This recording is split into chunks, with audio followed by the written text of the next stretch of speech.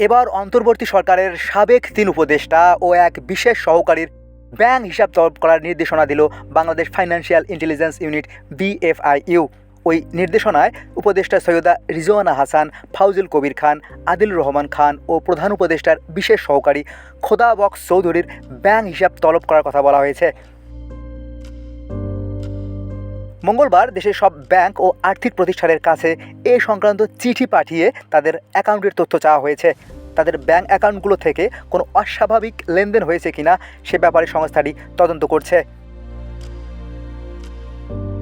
চিঠিতে আগামী ৩ কর্মদিবসের মধ্যে তাদের ব্যক্তিগত অ্যাকাউন্টের সব তথ্য নথিভুক্ত করে আর্থিক গোয়েন্দা সংস্থা BFIU-তে পাঠাতে বলা হয়েছে। অন্তর্বর্তী সরকারে সৈয়দা রিজওয়ানা হাসান পরিবেশ, বন ও জলবায়ু পরিবর্তন মন্ত্রণালয়ের পাশাপাশি পানি সম্পদ এবং তথ্য ও সম্প্রচার মন্ত্রণালয়ের দায়িত্ব পালন করেন। ফাউজুল কবির খান ছিলেন বিদ্যুৎ, জ্বালানি ও খনিজ সম্পদ উপদেষ্টা। আদিলুর রহমান খান গৃহায়ন ও গণপূর্ত এবং শিল্প উপদেষ্টার দায়িত্বে ছিলেন। খোদা বক্স চৌধুরী ছিলেন প্রধান উপদেষ্টার বিশেষ সহকারী। এর আগে জাতীয় নাগরিক পার্টি NCPর মুখপাত্র আসিফ মাহমুদ সজীব ভুঁইয়ার ব্যাংক হিসাব তলব করার নির্দেশ দেয় BFIU।